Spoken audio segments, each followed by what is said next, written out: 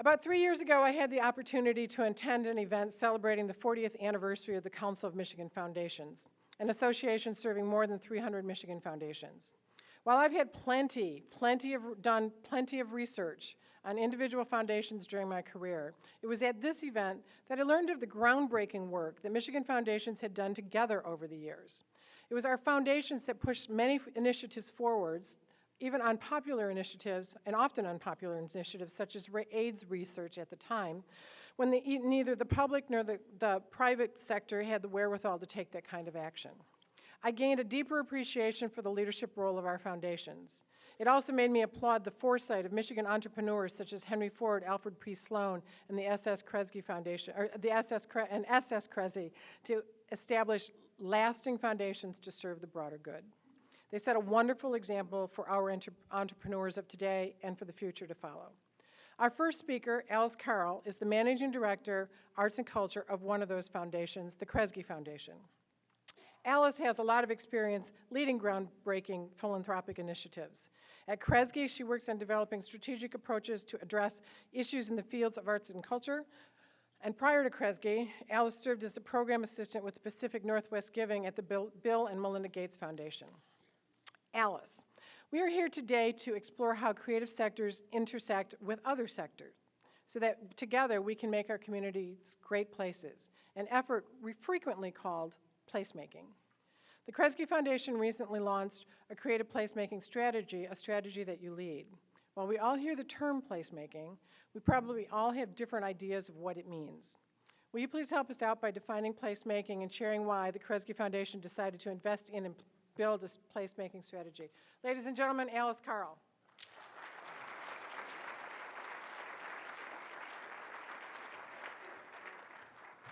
So good morning. Can you hear me all right? So thank you so much. It's really an honor to be here today to speak to all of you. This is a great turnout. It's very, okay, I see. Sorry. So I'm here to talk about creative placemaking, actually.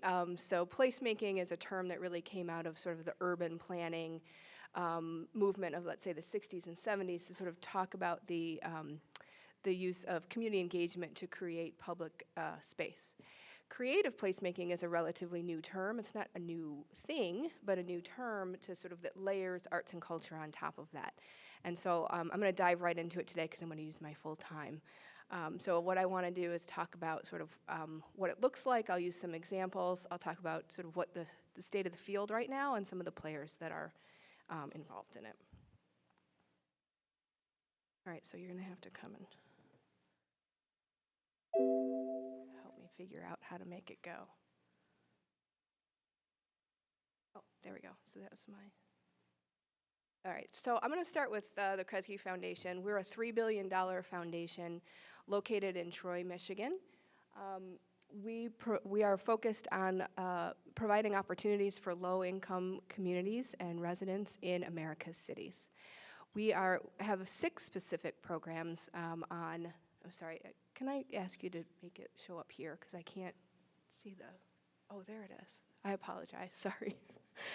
We provide grants and investments in the areas of arts and culture, post-secondary education, environment, health, human services, and we have a community development program that focuses specifically on Detroit.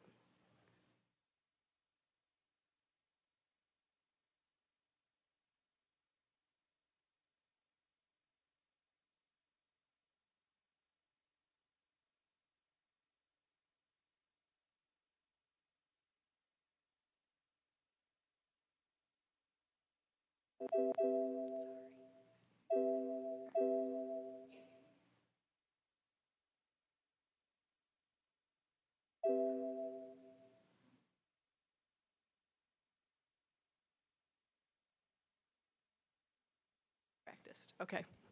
Oops, wrong way. All right, so we have these 6 programs, but we are not agnostic as to how these 6 programs work together. The Kresge Foundation and our president, Rip Rapson, is a true believer that the barriers to opportunity don't exist in silos, right? We don't experience our lives in silos. Instead, it's sort of the intersection of all the sectors and fields that come together. And so the foundation is trying to think about a new way of exploring solutions, the solutions that are holistic in nature, cross-sector, and cross-disciplinary. So when you think about those kinds of approaches, you don't always think about arts and culture, right? You tend to think more about housing or transportation or some of those issues that come in to bear. But we believe, the arts and culture team believes that arts and culture actually has a unique set of characteristics that can be brought to bear to dealing with our most intractable problems in low-income communities. It can help build social capital, both the bonding capital to help really connect people within communities, as well as the bridging capital of helping different kinds of communities connect with each other. It can advance community pride and identity and really make you have a sense of ownership around your community and ideally spur you into action. It can animate physical spaces, right? So specifically around aesthetics, which is one of those things that the Night Soul of the Community report really talks about, what connects you to your community. And then finally, it can promote economic growth, and that's where people tend to think about arts and culture when you think about adding that in, and we've purposely sort of put it on the bottom because we want to think about some of those softer inputs into community revitalization that are so important as well. But when we think about economic growth, you can think about, arts and culture does generate foot traffic, whether that's a festival or a performance or small business development. It definitely plays a role.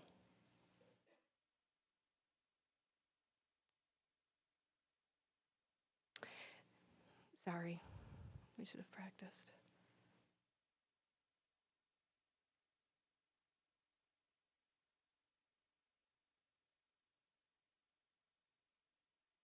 It seems to be stuck. I need to go back. There we go. So given that, given the Kresge Foundation's philosophy and our belief in arts and culture, the program itself, the Arts and Culture program, launched its creative placemaking work about a year and a half ago, maybe 2 years ago now. And what we're really trying to do is, I'm sorry, I'm having a really hard time. Okay. I'm missing something, sorry. To integrate arts and culture into community revitalization, right? So that arts and culture becomes as natural to community development as all of the other issues that you might think about, housing, transportation. So that ultimately the idea of creative placemaking goes away, right? And it just becomes part of good development. So over time, as we did our research, and as we've been implementing this, we have come up with sort of a set of creative placemaking tenets. And so I'm going to go through those quickly. First, they're it has to be outward-oriented and interdisciplinary, right? So it requires us, as Deb said, to get outside of our silos, to think about other sectors and how they work.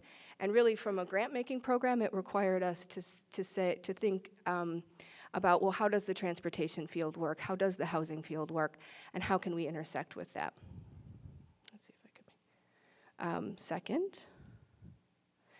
It needs to be a fully integrated approach. So we're not necessarily talking about a one-time public art piece or a one-time mural that we've got this blank slate and let's kind of do a mural, but rather a fully integrated approach to thinking about what are the community issues and what are the multiple ways that arts and culture can address those issues. It needs to honor community distinctiveness. This could be thinking about sort of the physical, unique attributes of a place, or it could be deeply held cultural traditions of a community that ought to be sort of built upon and honored. Fourth, it needs to be authentic and inclusive. So this is really important for us. It needs to be done by and with a community, not to or for or even worse, in spite of a community.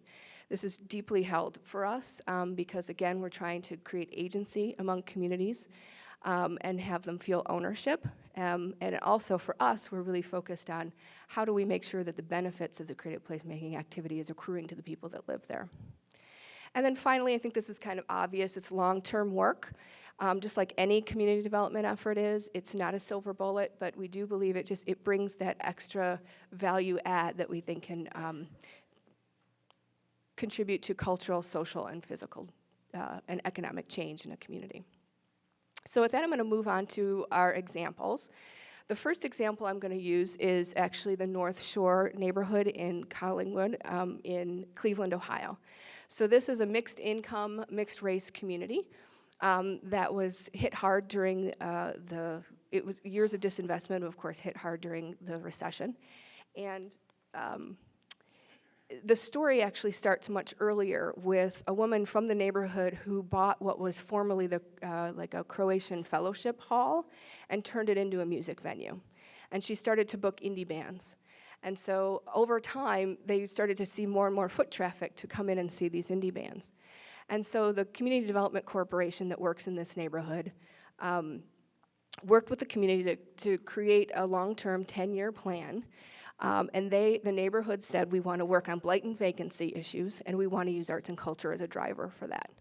And so over the past X amount of years, they've been doing that through economic development and thinking about how to fill their vacant storefronts with creative businesses, and have been successful in that. So now they've got things like vinyl record stores there that build off the indie scene.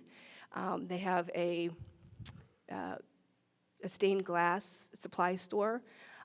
They've now opened this cafe, which at the time was new when we took this picture, but the cafe's been open. They've also done some work with the neighbors and doing some community art projects and mini grants to neighbors to actually do some work. And they've also been experimenting with an artist housing program. So they've been purchasing homes, renovating them, and reselling them to artists for reasonable prices, and working with artists so that they can get loans to purchase them and stay long-term in that community. So I have a video of Brian Friedman, the director of the CDC, who will talk about the artist program. So hopefully this will go, or I might need help making it work. Last year, we were asked to submit by the Community Partnership for Arts and Culture, which is the regional think tank around arts. We were asked to apply for a pilot initiative to see if we can increase artist demand in a particular neighborhood if you do specific interventions, and then if that model can be replicable not only in Cleveland, but in the entire Midwest. So we were one of 19 neighborhoods to apply, and then one of 4 or 5 finalists. And then we were the selected neighborhood. So what we applied for and were awarded for was a $500,000 intervention that we called Collingwood Rising. The theme is twofold. One is making it more attractive for artists to move into the North Collingwood neighborhood, frankly, primarily around Waterloo. And B, then connecting those artists so they actually are an integral part of the community, that they're not just living kind of in an artist bubble or a small grouping, that they actually feel ingrained, they become part of the ribbon of the community, and frankly that the community perceives that the artists coming in are increased in making the quality of life better, improving the neighborhood. It's not just something that's going on in their neighborhood, they actually have some value in it and have some pride in it. I've had them come to my Lakeshore Beach and bring music to my kids down there, which the kids were just enthralled by everything that happened. Some of them had never seen really a bass guitar up close or a cello up close, and they got an opportunity to not only get up close and hear it, but ask questions to their little heart's content. They even helped the artists make up a song with using superheroes and all kinds of other crazy things in it. So yes, having art in the neighborhood is definitely a positive influence on everything for the quality of life around here. At the end of this process, this neighborhood will have gone to the next level of vibrancy. And then the neighborhood will not only start to meet its potential in the city and region, we think in the state and the nation, as an artist community of choice, a replicable model that you can do in other Rust Belt cities, a replicable model that shows the potential that artists can bring to any community when they're given the right tools to succeed. So my next example actually is an example of creative placemaking that it's integrated into a large infrastructure problem. And this example actually is in St. Paul. It is connected to the rail line that went through the main business community of the St. Paul city. And so for years that the street was ripped up and the businesses along the road were going to lose business, right? And so what the Irrigate project did was train artists to work both with those businesses as well as the communities along the Green Line, which were traditionally sort of low-income and immigrant communities, to do arts intervention for a couple of reasons. One, to keep businesses alive down along that corridor, and to promote positive news stories about those news neighborhoods. And so I have a longer video, but they do a much better job of explaining how this works.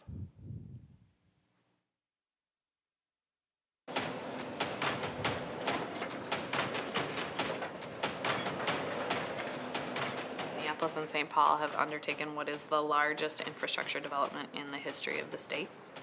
This is going right through the commercial heart of a city. People are going to move and businesses are going to fail and jobs are going to disappear.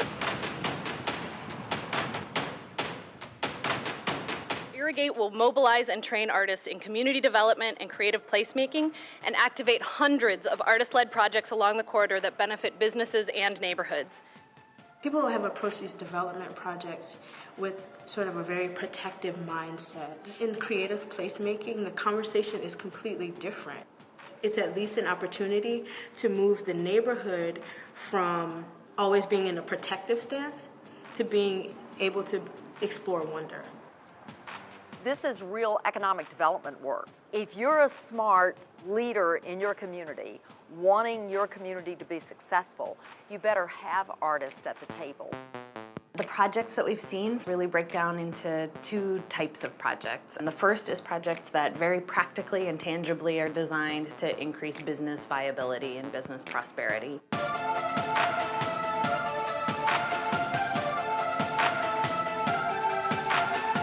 The other type of projects are projects that really connect people to neighborhood identity, give people a sense of voice and agency, and really show what's possible in a neighborhood.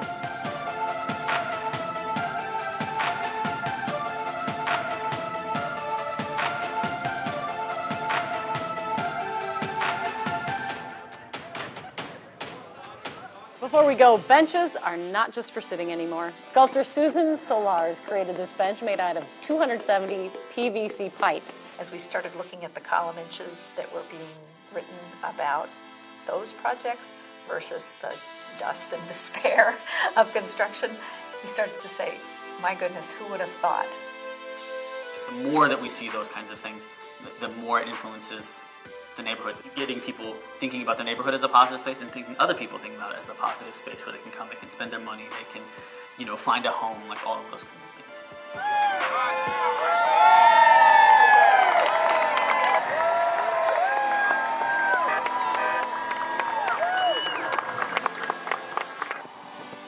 You now have businesses that are still engaging artists after Irrigate. You have artists that Irrigate artists that are being able to take the project that they kind of did as an Irrigate project and now use it in other places. They unearthed all of these new leaders along the corridor, all these artistic leaders, all of these businesses. It started like building that connection between the artistic community and the business community. Do what you do, represent, hold down where you live and encourage others to come and visit and come and experience where you live and what you have to bring forth to the world. We need everybody in the community to bring their best talents forward. Irrigate has actually shown us the possibilities that the arts are relevant in almost every aspect of what we do, especially where there's negative disruptions. Artists can help us reweave social fabric, make communities more resilient. And where things are going well, I think it just helps you even dream and innovate and stretch your imagination even further. Instead of a silver bullet, use silver buckshot. Hundreds of small projects acting as catalysts in neighborhoods that had ownership over them, as opposed to one big project that made a big splash. With any community, there's an identity. Art is like that identity with the volume turned up. 30 million positive media impressions were generated from these projects. So now you have a project that made a difference, you have an artist that has a greater sense of agency, and you have a group of people that participated in that project, the creation or enjoyment of that project, that now have a completely different relationship to one another that allows them to act in a fundamentally different way to influence their community. That's the brass ring. The whole purpose of Irrigate was to build relationships, and relationships that were meant to be and designed to continue without us. And I'm pretty proud that that has happened. Great, I love that video.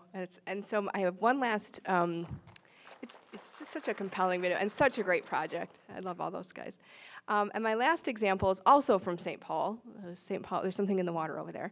But this is an example of sort of a more systemic change in the way that government works. And so they have this great program called City Artists in Residence, and what they've done is they've placed artists in places like the planning department and the public works department and the police department, right? So these are places that you wouldn't normally think about arts and culture or having somebody there thinking about that. So the example that I love is the sidewalk there, that, you know, the public works department was going to lay the sidewalk anyway, that money was going to be spent, and all it took was an artist saying, well, you know what, we could put some poetry in that sidewalk for that much extra dollars. And so it makes it a much more interesting place to live. Let's hope it gets people to walk. It might have some health outcomes, but it's just a really interesting example of how we might be able to change systems and have them think differently about the deploying arts and culture for their goals. So all that being said, again, the creative placemaking sort of movement or practice has really started to take off. But it's not without its challenges, and we've run into those pretty quickly. First, there's just, you know, across sector misunderstandings, right? So we have language barriers. People in community development don't necessarily even think about arts and culture, and if they do, it's sort of the big fancy thing on the hill. And on the other side, the arts and culture sector is not necessarily known for being that outward oriented, right? It's a pretty insular sort of self-reinforcing field. So gross generalization, but it's in general, that's what happens. The empirical research about how creative placemaking works and the contributions it makes, there's a dearth of it, right? We don't have a good research on which to draw. And so part of building out this field is figuring out how do we measure those contributions. And part of that is Kresge's work as well as others in the field. There's limited capital, both financial and human, right? So there's always limited capital. There's never enough money. But again, in arts or in creative placemaking, it's primarily structured as grants still. We have not unlocked the power of different forms of capital, whether that's loan capital or more systemic flows of financing. And then we've got human capital issues around, there's not a lot of people who live in that nexus of arts and other sectors, right? We've all sort of been brought up within our own silos, and we're reinforced for being having excellence in arts and culture or in planning, or you name it. And so how do we get more people who can live in that nexus, and how do we reward those kinds of folks? This says unsupportive policy environment. I think that's a little bit harsh. I think we have no policy environment. There are very few, people in the different levels of government who think about this, right? Whether that's national, state, or local. The feds have had, or the NEA's had a lot of success in integrating arts and culture into the other departments, whether that's HUD or DOT. USDA, and they actually have somebody at the NEA whose job it is to constantly connect with those departments. The example that I used in St. Paul, they've got somebody in those departments to think about it, but there are very few champions within all levels of government for this kind of work. And then the field is wrestling with important philosophical questions. And so this comes up all the time. There seems to be sort of two strands, and we would argue there's room for both, lots of exploration. But, one is sort of creative placemaking looking at economic outcomes, subscribes to the idea that a rising tide lifts all boats, and that sort of the negative impacts of potential bringing the market back to a place. You could rely on other policy opportunities for that. So if you want to talk about displacement and things like that, you would look to other policy plays to take care of that. The other strand really is kind of focused on equity and thinking about how can the benefits accrue to the low-income people there. How do you make sure that it addresses that economic opportunity and socioeconomic opportunity strand or infrastructure. And so the good news is we've got lots of new players working in the field and working on these issues. I have to mention ArtPlace. ArtPlace is a national consortium of about 13 or 14 national foundations. It's a 10-year initiative to do what we're interested in, integrating arts and culture into community revitalization so that it's as natural to development as any other sector. You have Kresge, who is taking actually I need to back up quickly.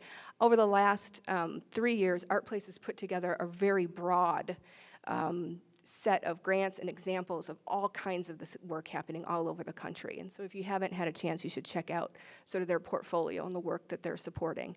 And then later this year, they'll be picking 5 or 6 communities to sort of work deeper in. And so there's just lots of learning opportunity with ArtPlace. You've got Kresge, who's sort of really focused on the cities and the low-income communities. And then the National Endowment for the Arts is very much involved in this work still through its Our Town program and through its Mayor's Institute on City Design, again, very much integrating arts and culture. And then a new development just in January, the San Francisco Federal Reserve actually focused its community development journal on the issue of creative placemaking. And so this is a series of essays written by both leading thinkers as well as folks doing the work on the ground. And so I would encourage you to check it out, but also just the fact that the Fed, who is not of sort of the creative placemaking cabal, picked this up is exciting. So it'll be interesting to see what comes of that. So with that, I want to thank you for putting up with my technological ineptitude, and just say, there's as many kinds of placemaking happening, creative placemaking happening in cities and in communities as there are people. And so there's lots of room to explore. Again, it's a field that's growing, and so you're exploring, we're exploring, and I'm just excited to do it together. So thank you.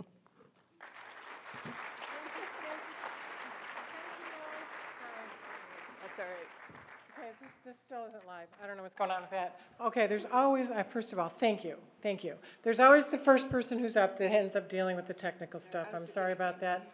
Yes, thank you for doing that. And thanks for sharing that information about placemaking. I think the things that were exciting for me to hear were that it takes people working together, and it's a lot of small projects rather than that big thing that everybody kind of wants to latch onto. So consider that as you're thinking about what works for your community. Alice will be back with us during the living room conversation this afternoon. If you have questions for her, please write them down on the index cards. Staff will come around and pick them up.